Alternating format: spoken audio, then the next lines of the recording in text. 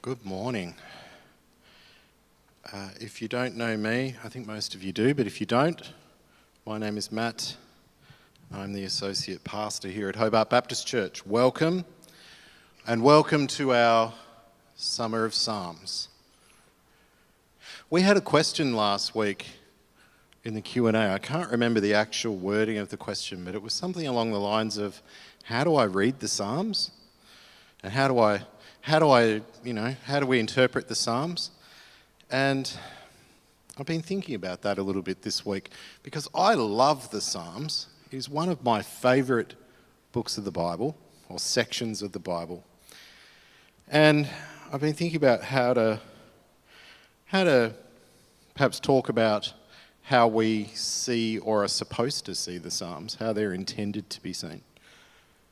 The Psalms are not just a random collection of poems and songs that have been thrown together.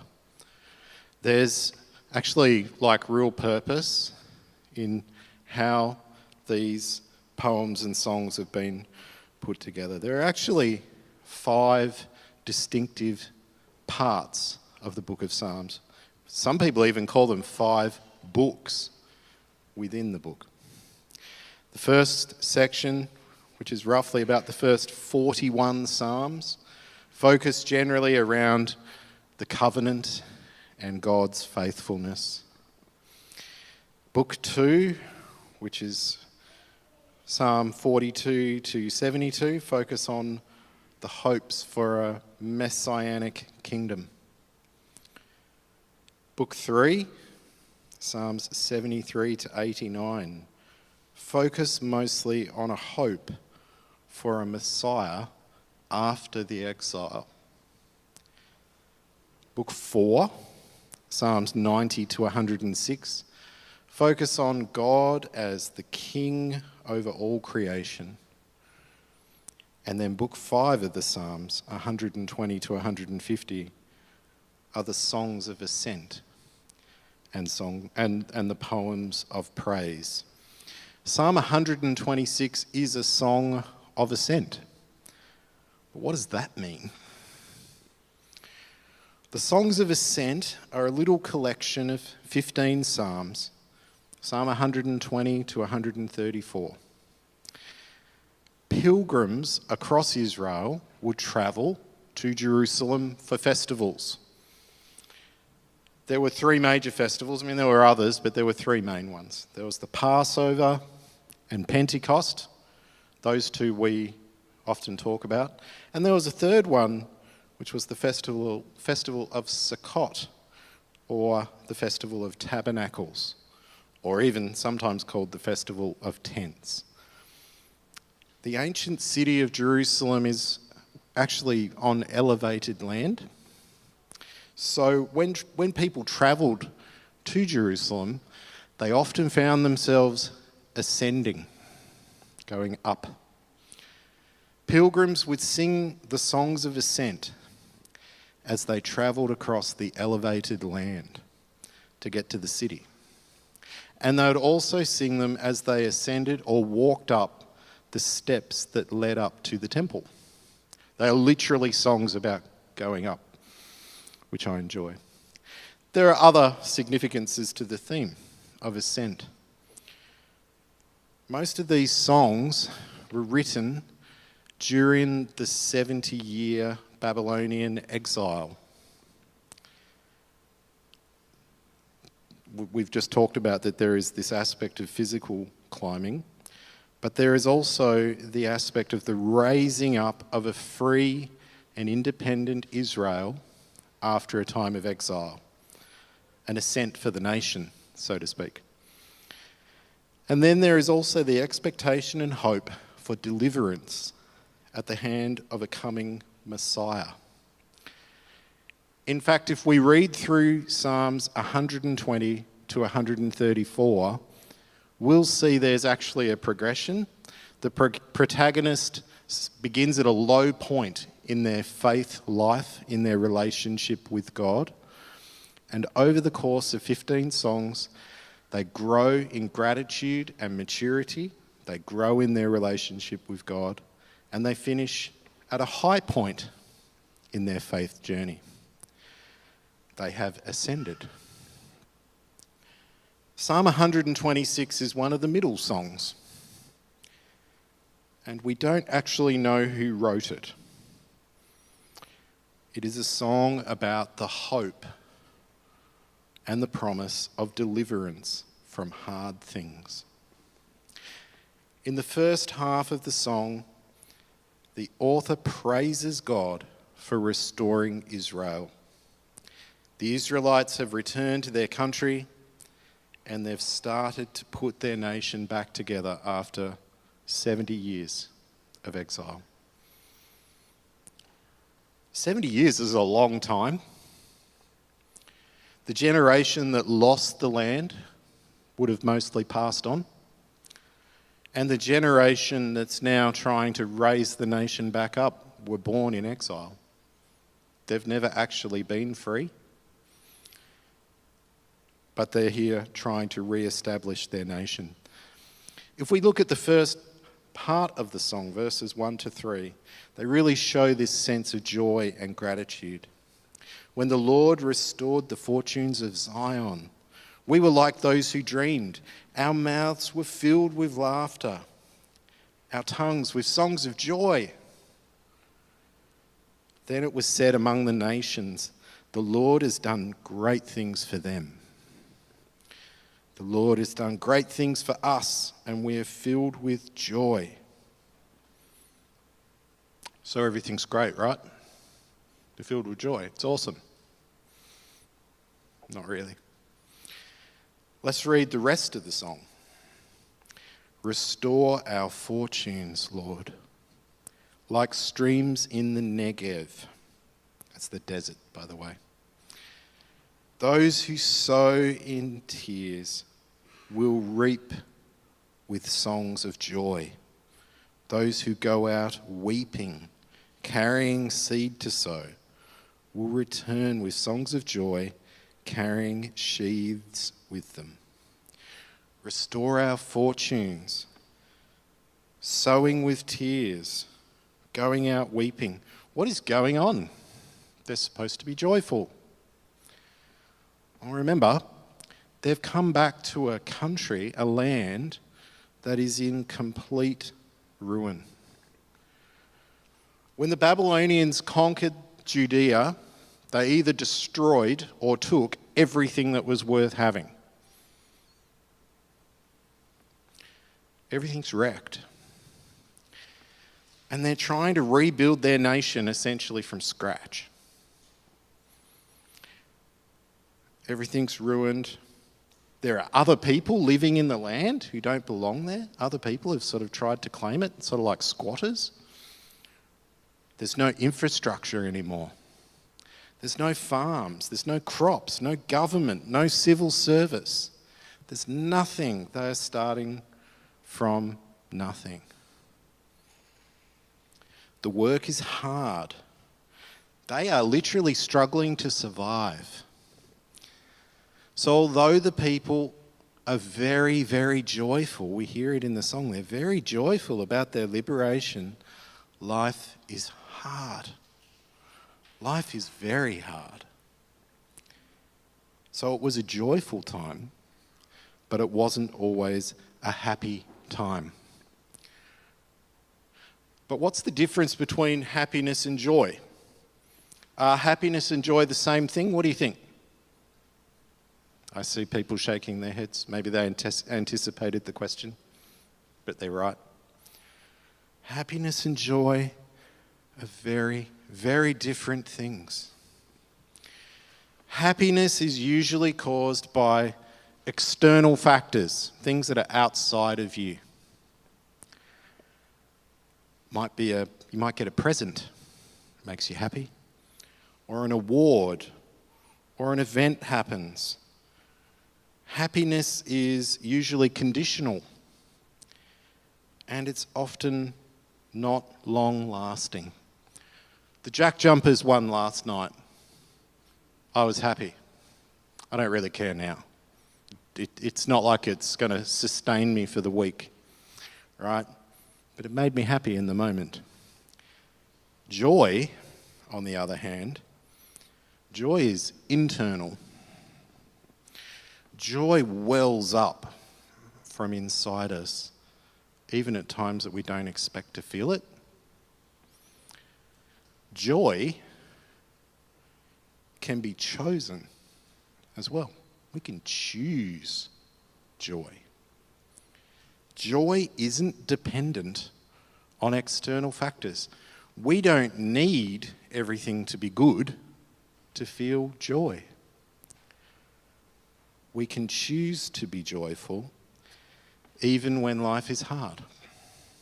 Is anyone prepared to say they've felt joy during hard times in their life? Yeah, I see a few people. Those who sow with tears will reap with songs of joy. Those who go out weeping, carrying seeds to sow, will return with songs of joy. Psalm 126 is a song about feeling joy or choosing to feel joy during hard times. Have you ever experienced a hard season or hard times? I know you have, because you're human. Everybody does. Have you ever experienced a season of sadness or mourning? It doesn't need to be from an experience like having to re-establish a whole country. Every person's measure of sadness, sorrow, and pain is unique and different. And they're all valid. Maybe you're experiencing a season like that right now.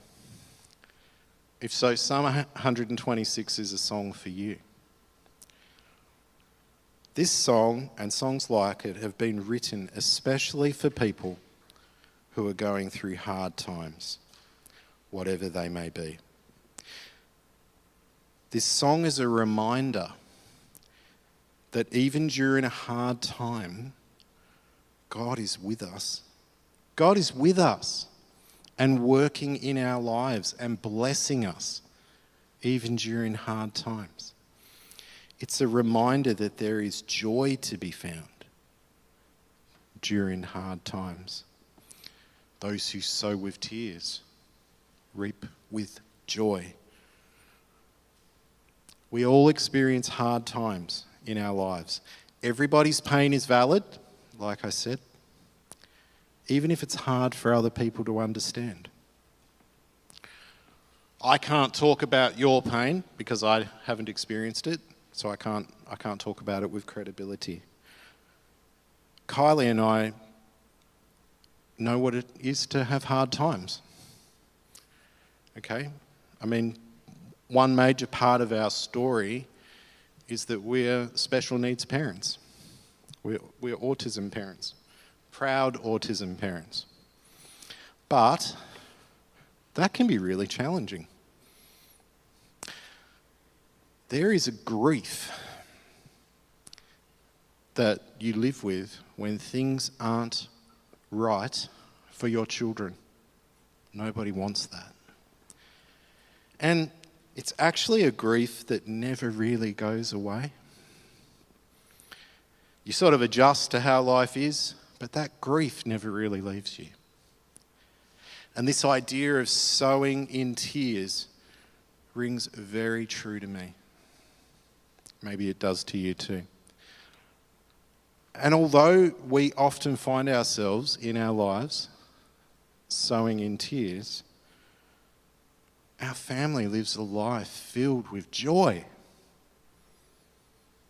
A joy that is hard to explain to people. God has gifted us two precious and special little boys. Actually, I guess they're not that little anymore. It is a privilege to be their parents. And our marriage and our family are richer for it. And they're filled with joys, even though we often sow in tears. So I have a question for you. Are you sowing in tears at the moment? It's okay if you are. I hope you're encouraged by this song. Go and seek it out and read it again, and read it again. Those who sow with tears will reap with songs of joy. We have a good and faithful God. When we find ourselves sowing in tears, it is okay, because we have such a good and faithful God. We are not alone in our lives. We're not alone in anything that we have to face. And that's a good thing. We are blessed constantly if we actually want to see those blessings. And we have available to us joy, even during hard times. Even when times are hard, we have the ability to locate joy. And in those times, we can pray a song of ascent like this. This is mine. It's not that different to the psalm we're reading. It's just changed a few words.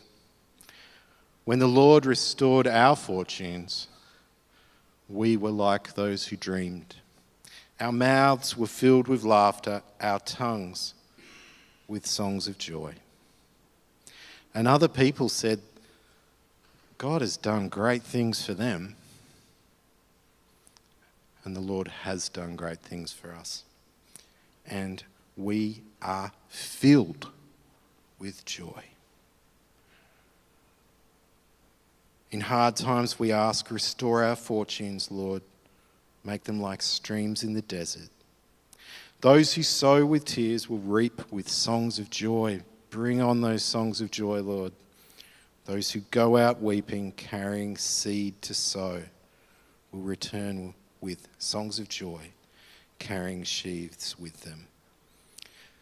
I cannot think of a better prayer today than that. Amen.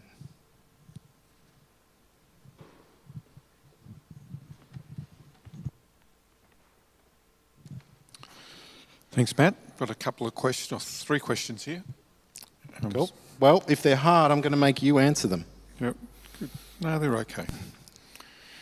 Firstly, you said if there are people here sowing in tears, you said it's okay. But I don't think when I'm sowing in tears that it's okay at all. So that doesn't ring true to me. I'm not okay. That's why I'm sowing in tears. You may not be okay. Okay. But it is okay because we have a faithful God. And one of the things that I like to remind people of sometimes is Jesus never promised us that our lives would be easy. But he did say we wouldn't have to do it alone. Okay. And I think that is awesome. So is it okay if I feel that it's not okay? Absolutely. Okay. So long as you know that you do have joy and blessings and all of those things. Yeah, okay. I think I'm okay. So when things are very dark for you, how do you choose joy? What's the process of choosing joy? Sometimes it's really hard. But the big thing for me, and I can only speak for myself, the big thing for me is I just start making a list of all the things that I've got in my life that are such awesome blessings. It doesn't take long to have a page of blessings if I think about it for 10 minutes. And once you've done that, I find it hard to stay in that sort of state of unhappiness. I mean, is it a magic cure? No. But, yeah, for me, that reminder of blessings, that reminder of the fact that God provides, that there's exciting stuff going on in my life, good things, even though this particular thing I'm doing is hard. It's really powerful. So another question's just come in. So what does that look like in the midst of grief? Grief often can be so overwhelming. Yes. And it's persistent, it doesn't go away, it just hangs around. And there are different kinds of grief. I alluded to that. So there is the grief. We classically think of the death of a loved one when we think of grief, and of course that is very real grief. There are other griefs as well that happen when things in our life aren't the way we want, and that is still grief, but it's different. I know in my case, in the case of grieving the loss of a loved one, the thing that I found helpful was to really, first off, acknowledge the fact that I'm grieving, like not pretend that I'm not grieving, because those are the feelings I'm feeling, so I've got to feel them. But then to remember, wow, look at all this great stuff that person and I had, that we did together, the blessing, the gift that they were in my life. Yeah. And I think that's a really good place to start. Yeah. Now often if I can just add, often we think of grief as being overwhelming, but it doesn't need to be overwhelming. And I think so it can be real, it can be there, but it doesn't need to be overwhelming. Jenny and I first saw this when we went to India the first time, or I went the first time. One of the people there's mother died, and we went to visit them, the family, and the corpse was laid out in the courtyard with all flowers everywhere. And for, I reckon, about a block away, you could hear the wailing. It was really, really loud. And we walked in the door and they saw us, and it stopped. They served us tea, and we spent some time with them, grieving with them. But the wailing had stopped. Then we left and got the 3 or 4 doors down, and it started up again. That's really interesting, isn't it? Because they were appropriate with their grief. They were deliberately grieving loudly as a decision. Yep. And it really helped me to start to understand grief is not something you bottle up and hide away, but something that you live and you live in, but don't let it consume you. And I thought it was healthy. It is healthy. It's also really important to acknowledge that if you're grieving, that's actually a sign that, for example, if you're grieving the loss of a loved one, that means they really mattered. That means that there's something there to celebrate, actually, that there's something there that is worth grieving over. Like it's actually a sign that there was a good thing. Yeah. So choosing joy while there's tears, is there a sort of a test in that, do you think? Or is that a bit too harsh? What do you think? Is it a test? A test. Yeah, that we must choose joy while sowing tears. Yeah, that's interesting. That's interesting. It's interesting when we think about tests, because it's easy to get ourselves into a way of thinking that God's like playing a game with us, and I don't think God is like that at all. Having said that, I do think there are times that God allows us to go through a hard time, and we could call it testing. Perhaps it's more, this will help you grow. I would look at it that way rather than a test. I think that's well. When we think of tests, we think of pass or fail. Yeah. Where a test can be, where am I in my progress with this, so I can get better at it. Yes. And so therefore, trusting God when dark times is part of my learning and exercising that muscle. Okay. So a few extras have come in while we've been up here, obviously. Okay. So finally, as a collective body, as a church, how do you might think that HBC is sowing tears at the moment, or living in the tears? That's an interesting thing to think about. I think we talked about this stuff a little bit when we talked about vision, right? That we have a church community here that has younger people, has older people. We're in a time of transition in terms of a lot of things are changing about our church community. And I think there is grief in that for people who are used to things being a certain way. And that grief's real and it matters. I think it is important to honour, value and acknowledge the past. But I think where the grief comes from is the fact that we also need to move. And that will be painful. Thanks, Matt. Thank you. Thank you.